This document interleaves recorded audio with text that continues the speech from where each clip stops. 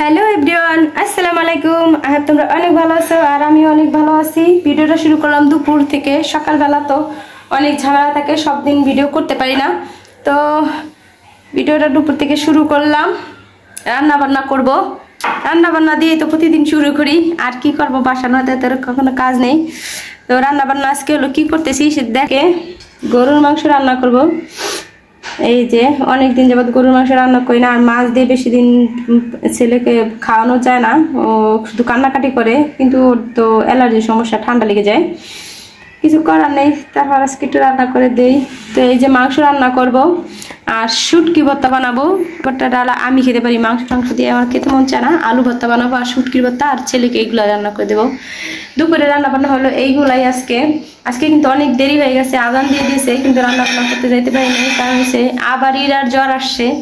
আমার ঘরের ভিতরে শুধু জ্বর আর জ্বর, আর বাইরে দেখো এত বৃষ্টি, 2 দিন যাবত এত বৃষ্টি, এটা বলার মতো না। দেখতেছি শুধু বৃষ্টি আর বৃষ্টি, দেখো বৃষ্টির পানি পরে শুধু পানি জমা হয়ে যায় জায়গায় জায়গায়। আরে দেখো এত বৃষ্টি, আকাশের অবস্থা অনেক খারাপ, মেঘ হয়ে আছে। আর এই যে বৃষ্টি এখন একটু থামছে, কিন্তু এর আগে অনবরত পড়তেই ছিল। আছে একটু একটু গুড়ানি পড়ে, কিন্তু এমনি বৃষ্টি আরও বেশি ছিল, এখন একটু কমছে।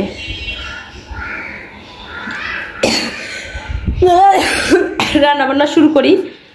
আমার পাকের ঘরের অবস্থা অনেক খারাপ, কারণ আমি অসুস্থ, আমার ছেলে অসুস্থ, আমার মেয়ে অসুস্থ, সব মিলায় এখন আর পারি না। এখন মনে হয় অধৈর্য হয়ে গেছি। আস্তে আস্তে একটু শরীরটা সুস্থ হইলে সব কাজ করতে ভালো লাগে, শরীর সুস্থ না হইলে আর কোনো কাজই করতে ভালো লাগে না।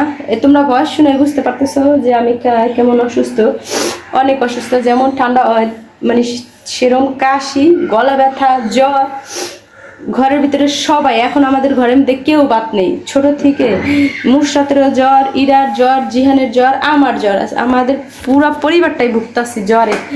এমনি মানে হাজব্যান্ড কাছে নাই, হাজব্যান্ড দূরে, তার উপরে আমি একা, 3টা ছেলে মেয়ে সামলানো, কি যে করুণ অবস্থা হয়ে যেতেছে। আমরা ভাতই রান্না করে খেতে পারি না। কালকে তো মনে করো 3টা-4টার দিকে ভাত খাইছি ছেলেদের, কারণ আমি উঠতে পারি নাই।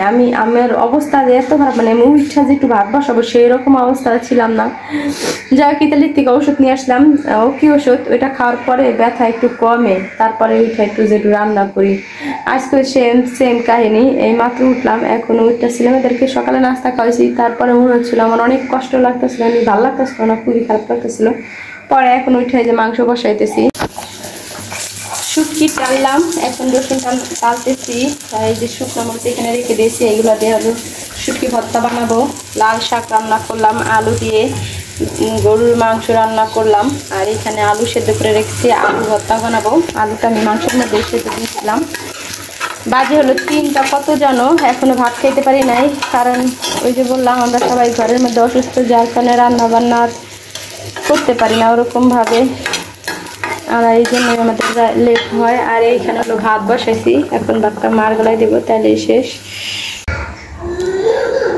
তো দুপুরে আজকে অনেক লেট হয়ে গেছে, কি করব।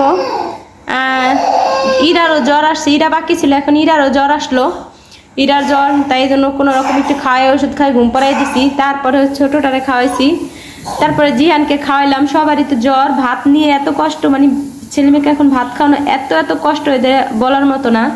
তো ভাত খেতে পারি না দেখা আমি একটু আলু ভর্তা বানাইছি, একটু শুটকির ভর্তা বানাইছি, আর ওদের জন্য গরুর মাংস আর এই যে লাল শাক রান্না করছি। আমি গরুর মাংসটা কিছু দিয়ে খেতে পারবো না, কারণ আমার জ্বর, তাই সেই জন্য কোনো কিছু দিয়ে ভাত খেতে মন চায় না, সব কিছু তিতা লাগে। এবার আমার মানে অনেক দিন পরে এত এরকম জ্বর বা এরকম অবস্থা, মুখ নষ্ট হয়ে গেছে। তো এখন ভাত খাবো।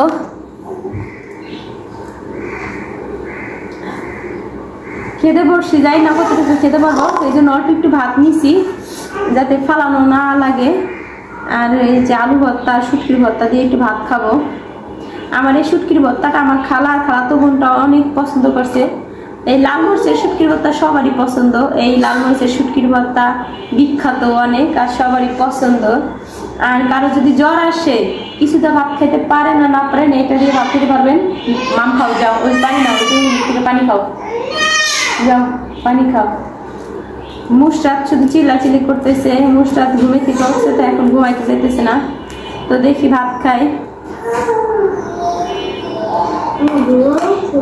হ্যাঁ তুমি করো, ওই যে গ্লাস, তুমি গ্লাসে করে পানি খেয়ে আমার পানি দাও।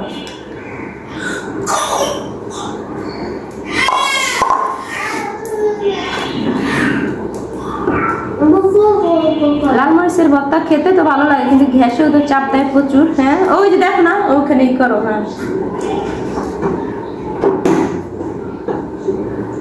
এই ভর্তাটার স্বাদ আসলে বুঝাইতে পারবো না, সিঁদুর শুটকি যেটা, কিন্তু খেলে খাওয়ার পরে তো অনেক ঘেঁষে চাপ দেয়। ভাত হলে তিতা লাগে, কোনো জিনিস খায় আর শান্তি পাই না, যে কোনো জিনিসের তিতা লাগে, সব পানি পর্যন্ত তিতা লাগে।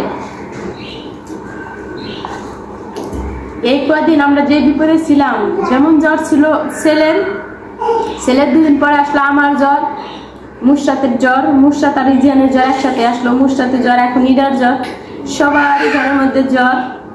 আর সবাই ভাত নিয়ে এত কষ্ট হইতেছে, ছেলে মেয়ে খাওয়ানো এত কষ্ট, এটা বইলা বুঝাইতে পারবো না, মানে অনেক কষ্ট। জিয়ানকে খাইতেও কষ্ট, যেমন ইরাকে খাইতেও কষ্ট, কারণ যে সবার মুখ নষ্ট হয়ে গেছে, ভাত খেতে চায় না। জ্বরের পর কোনো বাচ্চারা ভাত খেতে চায় না। ভিটামিন ওষুধ আনছি, সবাই ভিটামিন ওষুধ খাইতে হবে, নাহলে তোরা ভাত খেতে পারবে না। আর আমার জ্বর, এই জন্য আমার মনে হয় না ও একটু ভাত খায়। সারাদিন পরেই যে এখন একটু জিয়ানকে খাওয়াইলাম, পরে থাকি বিছানায়, কেউ দেখার মতো নাই, একা বাসায় আমি আর আমার ছেলে আমার মেয়ে। এই কে দেখবে, কে কারে দেখবে, কে কারে খাওয়াবে, মানুষটা থাকলে এরকমই।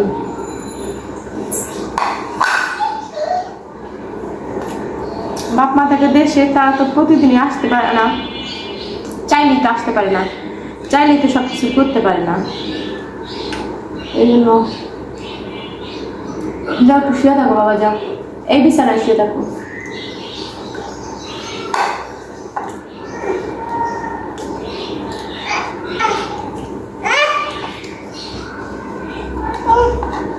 কি হয়েছে মুশরাত, আসো।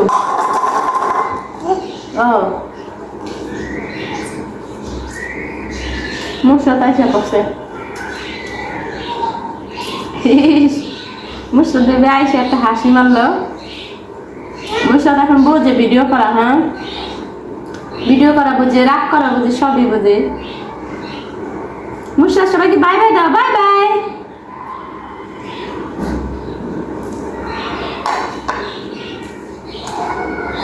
একটু লাল শাক নিয়ে দেখি কেমন। মুশরাত এই যে এদিকে আসো, মুশরাত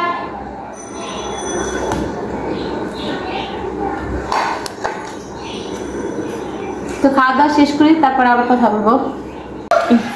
দেখেন মুষলধারায় বৃষ্টি কবে যে থামবে আল্লাহ জানে, প্রতিদিন বৃষ্টি হচ্ছে। আর এই যে আজকে 3 দিন যাবত যে বৃষ্টি হইতেছে, আর থামে না।